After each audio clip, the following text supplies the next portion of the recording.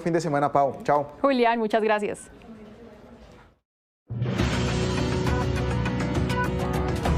Seguimos con más en Caracol Ahora y a esta hora vamos a hablar de un tema que también ha llamado la atención, está dentro de lo judicial y el tema de los animales. ¿Por qué? Porque resulta que los animales de compañía vuelven a ser protagonistas en los estrados judiciales. ¿Cuál fue la razón? Resulta que una demanda ante la Corte Constitucional busca, escuchen bien, busca evitar que por una deuda o un pleito civil las mascotas sean embargadas. ¿Cuál es la razón? ¿Qué es lo que hay detrás? Y es que esto, digamos que capta mucho lo que está, digamos, en todo el país, porque uno creería que las mascotas pues no se pueden embargar, pero al parecer sí, y esto definitivamente pone la lupa en el tema, no solamente lo que son mascotas de compañía, sino muchos dirán que pueden ser mascotas entonces que están en las zonas rurales, vacas, caballos, todo esto, pero entonces, ¿cuál fue la demanda? ¿Cuál fue el punto de quiebre para que esto comience a suceder? Pues hoy vamos a hablar de este tema a esta hora de la tarde y primero nos conectamos con nuestra compañera Rocío Franco, la dama de las noticias judiciales de la Corte aquí en Colombia. Rocío, buenas tardes, ¿cómo ha estado? Muy buenas tardes. Pues sí, comentarles pues esta noticia que llama la atención porque se trata de los animales de compañía. Es una demanda adicional que hay en la Corte Constitucional. Recordemos que hay una inicial que habla o que le pide a la Corte Constitucional que los animales hagan parte de la familia, pero esta está hablando de la parte jurídica y legal. En este momento, lo que dice la norma es que los animales son bienes, pero son seres sintientes que merecen todo el respeto y cuidado, incluso tienen derechos. Pero en esta oportunidad lo que está diciendo la demanda es que se requiere que ellos sean incluidos en los bienes no embargables, para que nadie entre para requerir una deuda, embargar un perrito, un gatico. La situación en este momento por parte de la Corte Constitucional es que admite la demanda y empieza un debate. Por eso, la Corte ha invitado a varias entidades, a universidades, a expertos en el tema del derecho animal, también a varios congresistas que han tratado el tema de los derechos de los animales. Entonces aquí lo que se pretende es que si tiene una deuda, no se la cobren embargando el perro. Ha pasado también que se han embargado los animales cuando hay procesos de separación entre las parejas y en ese momento están en la división de bienes, en la llamada partición de bienes. Y ahí es donde empiezan los problemas de con quién se queda y a quién le corresponde el animal de compañía. Sí. Sí, Rocío, pues precisamente también nos acompaña el doctor Jimmy Jiménez, abogado especialista en integridad legal, para contarnos también, doctor, ¿usted qué opina de este tema? ¿Y usted ha tenido casos relacionados con lo que nos está contando Rocío? Julián, muy buenas tardes para todos los televidentes, muy buenas tardes. Siempre un honor poder acompañarlos aquí en Caracol Ahora. Y por supuesto tenemos que hablar de que el debate está abierto. Tenemos grandes discusiones en relación justamente a, tenemos los animales por una parte como seres sintientes, no podríamos decir hoy sujetos de derechos, eso es bien discutible, parcialmente son sujetos de derechos, pero son seres sintientes y en eso ya no hay debate. Pero por otra parte tenemos nuestro Código Civil que todavía sigue diciendo pues que por supuesto esos son bienes muebles y como son bienes muebles, entonces ahí se abre la posibilidad de que puedan ser embargados. Sigue el debate abierto y justamente esta demanda y esta decisión que tendrá que tomar nuestra Corte Constitucional va a estar orientada precisamente a definir eso. Los animales concretamente de compañía, porque hay que diferenciar entre los animales de trabajo a los animales de compañía, pero la discusión es si los animales de compañía deberán seguir viéndose bajo el Código Civil, bajo las leyes de la normatividad civil colombiana, como objetos, como bienes, o tendrá que dárseles esa calificación ya no solo de seres sintientes para establecer sus derechos, sino ahora seres sintientes en el derecho civil y por lo tanto pasarían a estar dentro de esa clasificación de bienes inembargables. Doctor, yo le quería preguntar, porque de todas formas los animales son todos seres sintientes, incluso las vacas que hacen parte de un establo, un caballo que sea de criadero. ¿Cómo hacer esta diferencia cuando, digamos, son animales, son sintientes? ¿En qué momento se pasa esa línea de el derecho se lo doy a los animales que son de compañía y a estos que no. Obviamente son animales cuyos dueños comercializan con estos animales y en ese sentido podrían adquirir una deuda y si hay este cobijo, pues podrían quedar con una deuda y no responder, o todo lo contrario. Es muy interesante la pregunta y el tema no es nada sencillo. Pensemos, por ejemplo, ni siquiera pensemos en animales en semovientes, en vacas, en caballos, ni siquiera pensemos allá. Pensemos en los perritos que prestan ese servicio de acompañamiento en la vigilancia de los edificios, de los centros comerciales. Pensemos en estos animales, por ejemplo. Esos animales, sin discusión alguna, hoy para la ley colombiana son seres sintientes, pero esos animales son parte de la propiedad, son un activo de la empresa. Y entonces, ¿qué pasa si esa empresa tiene unos animales, por ejemplo, que son campeones y que tienen pedigrí y por lo tanto tienen un gran valor, es un activo valioso, y alguien quiere cobrar una deuda, un pasivo que si tiene esa empresa, por ejemplo, embargando esos bienes? Es porque hoy son bienes. Incluso los de compañía en nuestras casas son bienes hoy bajo la clasificación legal. Y la gran discusión es justamente no es razonable que veamos a nuestros animales de compañía en un mundo en el que ya estamos hablando de familia multiespecie, es decir, que son miembros de nuestra familia, pues no es razonable que los sigamos viendo como simplemente objetos y simplemente bienes. El debate está abierto, el tema es interesante, pero es de complejidad. Y la Corte está escuchando, por supuesto, a los expertos para terminar tomando una decisión cuál va a ser y cuáles van a ser los límites, porque hay límites que no son sencillos de dirimir como el planteamiento que acabo de hacer. ¿Qué hacemos con esos animales, seres sintientes, que son animales de trabajo, que son los perritos, que son un activo de esa empresa de vigilancia? Porque esos perritos son un activo de la empresa. Entonces, ¿qué manejo se le va a dar? Doctor, un usuario propone una pregunta que me parece interesante para colocar acá en el debate. Armando dice lo siguiente: ¿cómo se justifica en este caso la propiedad de un animal? Es decir, convivo con mi pareja, me van a embargar la mascota en este caso, por ejemplo, y yo puedo decir entonces la mascota no es mía, es de mi pareja. ¿Cómo se justifica entonces ahí la propiedad? Por supuesto, el inicio de alguna manera o algunos de los primeros pasos para llegar a este debate álgido fue justamente un caso real en donde una ciudadana demanda pidiéndole a un juez que retorne a su mascota a su hogar. Justamente estaban en un rompimiento de pareja y entra todo el debate fundamentalmente porque el juez dice: ¿qué manejo le doy a ese animalito de compañía? Es un ser sintiente, es un animalito de compañía, pero está clasificado hoy en el Código Civil como un bien mueble además. Y entonces, ¿qué manejo le doy para dirimir este conflicto entre esas dos personas que se están separando? Porque tengo que tomar una decisión de qué manejo se le va a dar. Lo que esperamos que va a pasar, y para responder a este usuario que está preguntando y haciendo ese comentario en redes, no es un tema sencillo, pero para responder tenemos derecho comparado. Tenemos legislaciones en otras latitudes, España, por ejemplo, Brasil, que están un poco más adelantados a nosotros en esto, y ya se está hablando en la ley,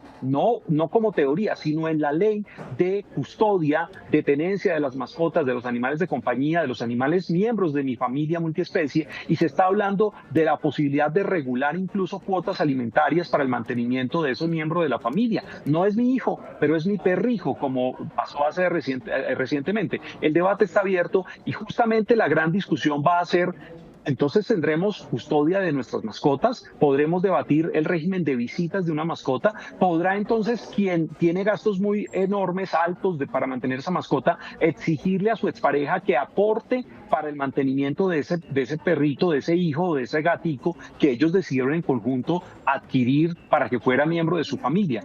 Esa es la gran pregunta y por supuesto nos mete en serios problemas. Lo que sí tenemos que decir en todo caso es: no podemos caer en la trampa de humanizar a nuestras mascotas. Nuestras mascotas y nuestros animales de compañía, que son incluso miembros de nuestra familia multiespecie, son muy importantes, pero no pueden definitivamente llegar a equipararse a los derechos de nuestros hijos, a los derechos de los seres humanos, evidentemente. Eso es un debate muy álgido y es que en este caso le quisiera complementar al abogado, es que el esposo fue el que señala trajo el animal a la pareja, a la convivencia. Pero dicen los magistrados que aquí lo que hay que ponderar es el tema del menor, quien ya consideró a este animal como su animal de compañía. Entonces ya dejó de ser de la persona que lo adquirió a ser parte de la familia. Ese es el primer debate que tiene que resolver la Corte de la Familia Multiespecie, que aún no lo ha resuelto. ¿Puede ser este animal parte de la familia y ser cobijado con el régimen de visitas? Ahora viene el otro debate formal.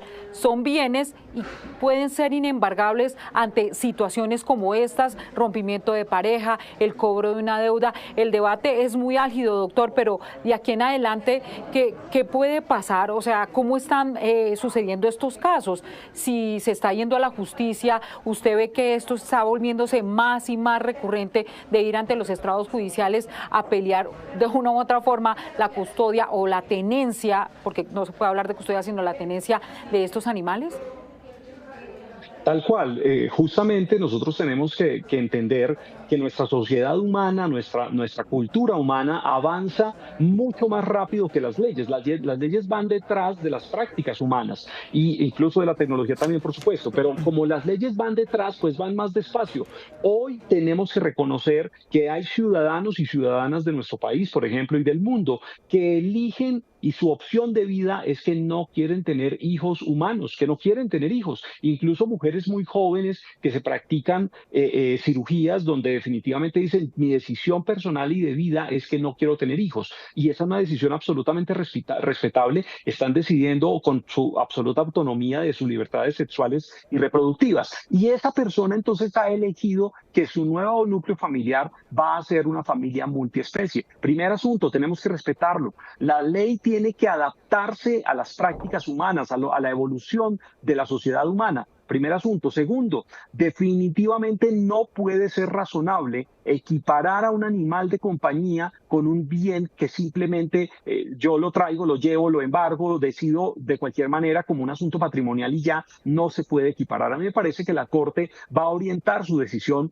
justamente en ese sentido, en el sentido de que haciendo una importante clasificación, el Tribunal Superior de Bogotá ya hizo un atisbo de unas posibles reglas que se podrían utilizar. El tribunal dijo, si ese animal de compañía ejerce un rol en ese núcleo familiar, tiene un nombre, es decir, tiene una identidad, pues yo puedo empezar a dilucidar que ese animal de compañía no es simplemente un animal que está allí y punto, sino que es verdaderamente un miembro de la familia multiespecie. Muy posiblemente la Corte se va a ir por esa misma línea, pero la pregunta importantísima y justamente la clave está en ¿cómo vamos a determinar cuál es el límite para los animales de compañía miembros de una familia multiespecie? Entonces, si yo cuando me llegan a embargar digo que mi vaquita Lola, que es mi único patrimonio, pero yo digo que no es mi patrimonio, sino que es el miembro de mi familia multiespecie, mi vaquita Lola, el ganado, los animales, los semovientes, los caballos, ¿cuál va a ser el límite? Y ahí es donde está el asunto.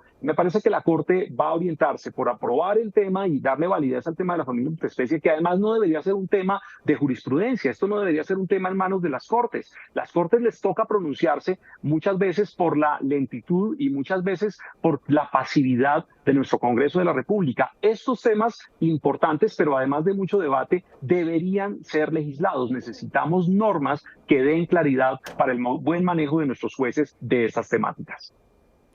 Así es, doctor. ¿Qué derechos aquí se podrían conjugar? Porque ¿cómo se puede entender que es un ser sintiente, pero que en este momento se está peleando para que sea un bien que no sea embargable, porque de todas formas seguimos hablando que es un bien? Y fuera de eso, resolver el conflicto de no humanizar a este animal, porque de todas formas si entra un régimen de visitas resolviendo la primera demanda de la familia multiespecie, se le estaría dando de una u otra forma la característica de hijo o lo que pasa con los hijos en el momento de un rompimiento.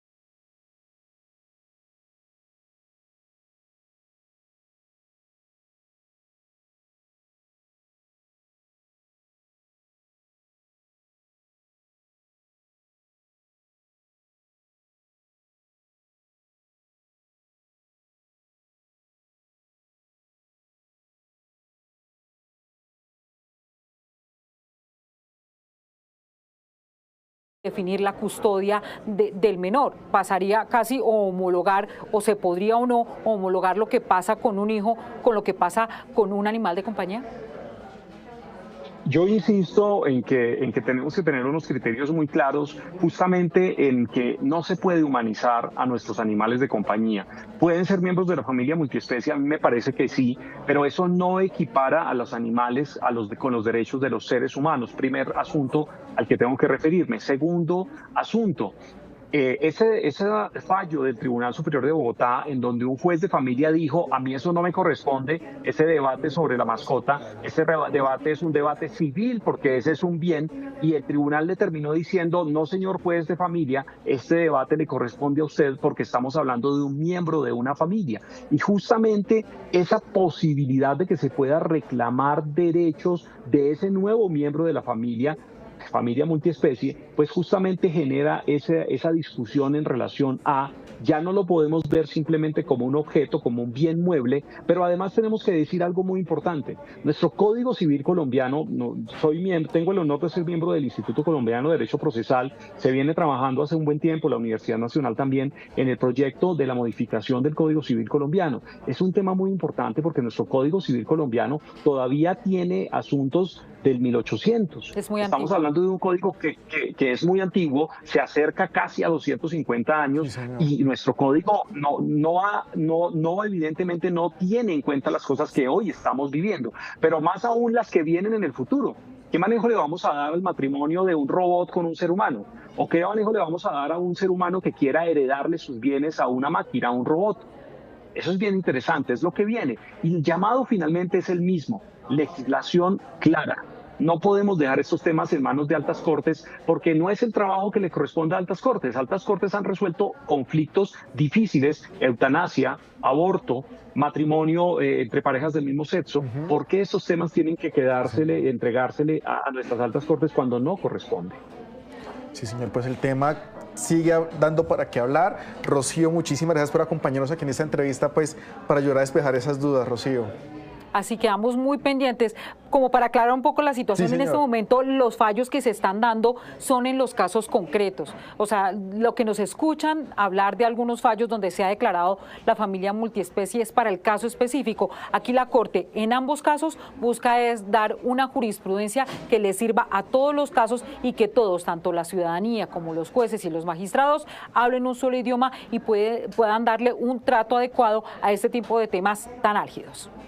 Doctor, también muchísimas gracias por acompañarnos. Lo vi que alzó la mano. ¿Va a complementar algo rapidito, doctor? Sí.